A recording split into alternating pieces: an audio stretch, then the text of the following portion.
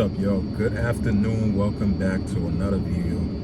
Happy Tuesday. And in today's video, we're going to be talking about the reason behind why I ended up buying my 2014 Dodge Ram. As you guys know, I have owned this truck for about a year, almost, I think, couple months, or probably a year, somewhere around there. I done forgot how long now, but I ended up buying this truck. But if you guys don't know, I was, I'm still am. I'm a real fan of Mustangs. I always owned Mustangs before I really started owning the Dodge Rams and stuff like that. So my first cars I ever had was a Ford Mustang, pretty much. That's where I really implanted on, that's where I really started off with the whole, I wouldn't say YouTube, but that's how I really got into cars and stuff like that. But before I get into that, I want to say, if you're here for your first time on the channel, guys, I need you.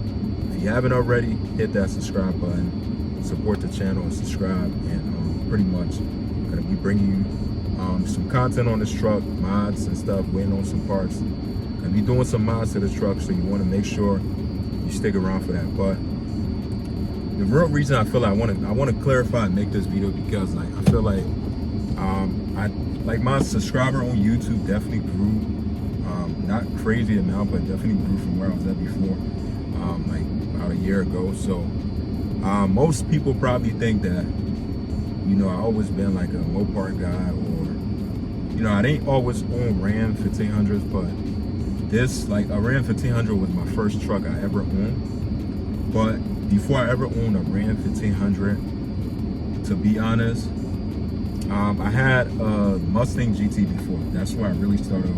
It was a 6-speed Mustang GT. First, well, I wouldn't say my first car, but like my third car I ever owned. And that's how I really learned how to drive, pretty much stick shift. And it was the best car I ever owned, pretty much. That's how I really became a die-hard Ford Mustang guy, pretty much. So as you guys know, this Ram, I got it from a dealership in Jersey, and I got a good deal for it. It was going for about 20 grand, and pretty much I think 20 grand, or somewhere around there, or close to 20. And I bought it used. I ended up making a deal with the dealership. Well, they ended up offering me a deal with pretty much, and I ended up buying the car. But the real plan was, guys, I was this close when I had sold my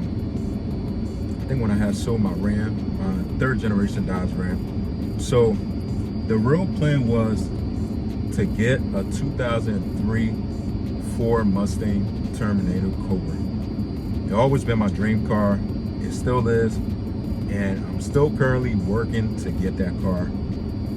And it'll always be, I pretty much, it sounds like I'm talking a lot, but which I am, but just to clarify, I'm always gonna be a Mustang guy. I know Mustangs get a lot of, like, people talk a lot of bad things about Mustangs and stuff, but just so you know, I'm always gonna be one. But the goal was to get a 2003 or 2004 Ford Mustang Terminator Cobra, which I did look at. But the only thing, if you guys know, nowadays, for you to find a clean Terminator Cobra that's not messed with, or that's not like having any kind of crazy, like, them beat up, like, you know, some people, sometimes when you find like a good deal on them, 9 times out of 10, the person that owned that car before, really, they ain't give 2 shits about it.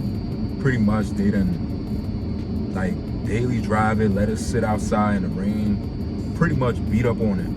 And now they asking for probably, and the mileage on it's crazy high.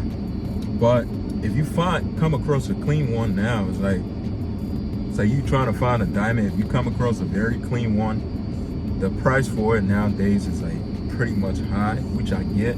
It's a very, very rare car, and definitely a very fun car to drive. I haven't driven one before, but I've seen ones in person.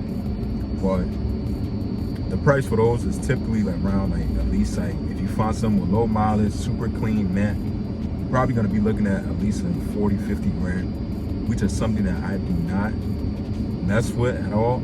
I mean, it's not, I wouldn't say I don't mess with it, but that's like understandable.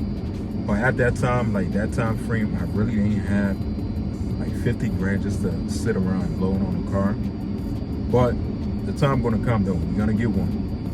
I'm gonna have that money to where I'm gonna be able to go that on that car. But it's always been my dream to own one of those cars. But long story short, I ended up seeing this truck, which was a Ram 1500.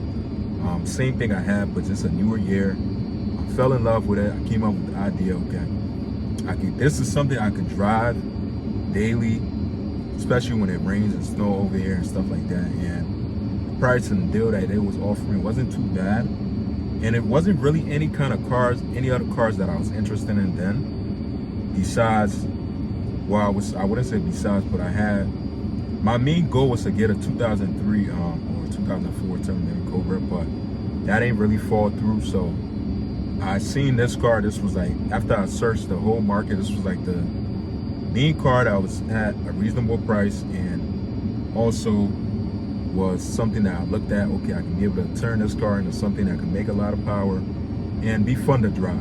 And I'll also be able to put my family and stuff, kids, into it without having any kind of, worry about any kind of issues and stuff like that, you know? But long story short, that's how I end up with this truck, my 2014 Dodge Ram 1500. After, I did get a different car though. I do remember buying another car, but it was a quick little buy and sell, where I was just trying to get a car to use then and trying to wait a little bit longer to find something clean.